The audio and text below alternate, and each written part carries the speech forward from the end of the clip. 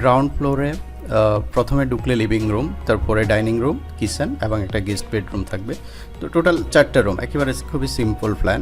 আমরা ফ্লোর লেআউটটাও দেখে নিই।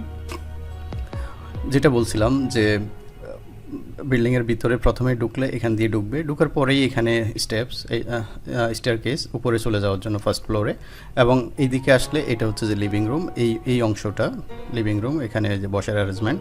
একটু সামনে আসলে এটা ডাইনিং রুম। লিভিং রুম এবং ডাইনিং রুম মোটামুটি ওপেন, চাইলে এখানে একটা কার্টেন ইউজ করা যেতে পারে। তারপরে ডাইনিং রুমের পাশেই এখানে এটা হচ্ছে যে কিচেন রুম, কিচেনটাও বেশ বড়। কিচেন থেকে আরেকটু সামনে আসলে এই অংশটা, এখান থেকে গেস্ট বেড স্টার্ট, এখান দিয়ে এটা বাইরে আসার আরেকটা করিডোর আছে, এখান দিয়ে বাইরে আসা যাবে, এবং এখান দিয়ে গেস্ট বেডরুম শুরু। এই অংশটা এটা হচ্ছে গেস্ট বেডরুম এবং এটা হচ্ছে গেস্ট বাথরুম। আর এখানে একটা কমন টয়লেট আছে টোটাল ফ্লোরের জন্য। এটা হচ্ছে ফার্স্ট গ্রাউন্ড ফ্লোর এরিয়াগুলোর ডিস্ট্রিবিউশন।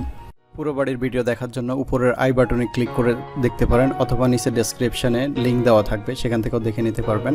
এতক্ষণ দেখার জন্য ধন্যবাদ, ভালো থাকবেন, আল্লাহ হাফেজ।